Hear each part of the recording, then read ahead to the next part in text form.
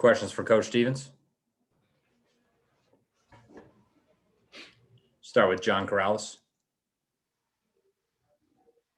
Hey, Brad, I've got two. One, the second half of the schedule came out today. I don't know if you had a chance to look at that yet. And you got a immediate 5 games in 7-day stretch. Just your thoughts on how that second half of the schedule looks. And secondly, yesterday you played Kemba in the second and fourth quarters, kind of like in that Tatum spot that you normally do with the bench. What was that? Is that just a different look? Is that you trying to experiment? What's the thought there? Yeah, a little bit more. It gives that gives you a little bit more flexibility of bringing Jalen and Jason in and out. So they're not as rigid necessarily in their rotations. It also allowed us to keep size on Luka when they kept him in longer, especially in the first half. Usually he's in 3 stints. He comes out at 6, he comes back in at 3, comes back in at 5 left in the half. And so that was the original plan. But then when Luka played the whole first quarter, I thought that gave us a good idea that we needed to be more flexible with our wings because of the size factor. And then, it's a good opportunity to get another creator in with that second group. It's a place where we've struggled at times to score. I think that our fourth quarters have been well documented. I think 2 areas that we sometimes struggle with is the start of the fourth and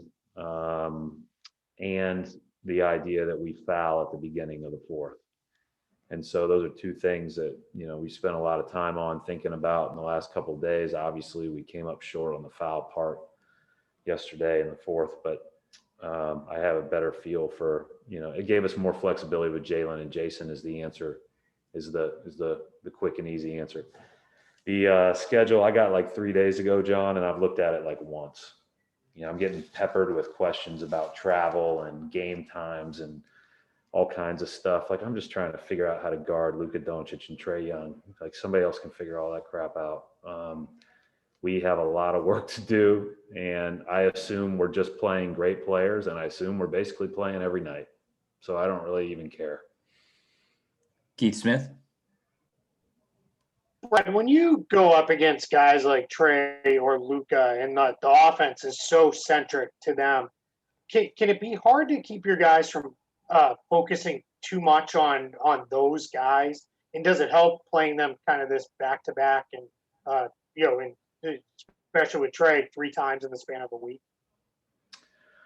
First of all, one of the reasons why those other guys are able to soar with their strengths the way they are is because all the attention that Young and Doncic get. So you have to be very alert to what they do well. We did okay on some of Dallas's other guys. We didn't do well on a couple. Same thing in the first 2 Atlanta games.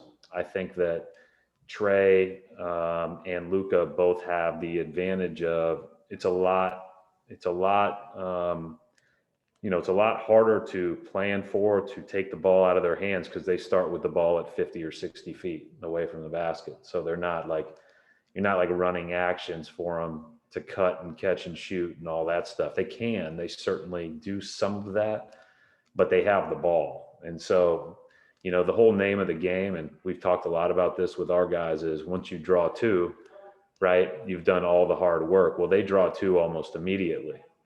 And they're both very crafty and quick to get rid of it. And, I think people are, at the very least, overly alert to or sensitive to the fact that they draw fouls. And so, there's like this desire to be aggressive and into them. And at the same time, like this inhibition because you get whistled.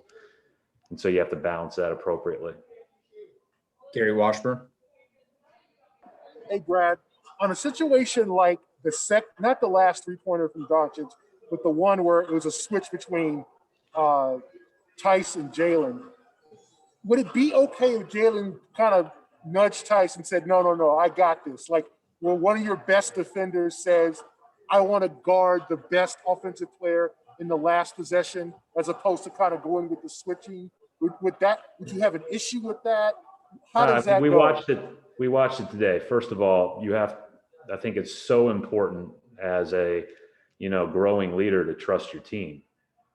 And, and I think the only thing that maybe we could have done in that moment would be to just have both stay with him.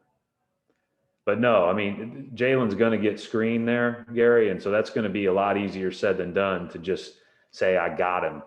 Because when he gets screened and Tice is back, Luka just pulls up and shoots it, or Luka gets you in a little hesitate and go, and then you foul him. So I think it's more likely that that would be two guys on the ball than one. Do we want guys to take challenges? Do we want guys to give their thoughts on taking the heck? Yeah. I mean, that's part of it. And at the same time, we don't want to open up other issues because of that, right? I think the great balance of pride and desire to shut down one thing oftentimes leads to issues elsewhere. But I think the only thing that we could have done different, and this is like totally nitpicking, I mean, we have so many other issues that are bigger than this, is maybe both guys just stay with him. But first and foremost, special play by Luka. All right, we'll wrap it up right there. Thanks, Coach.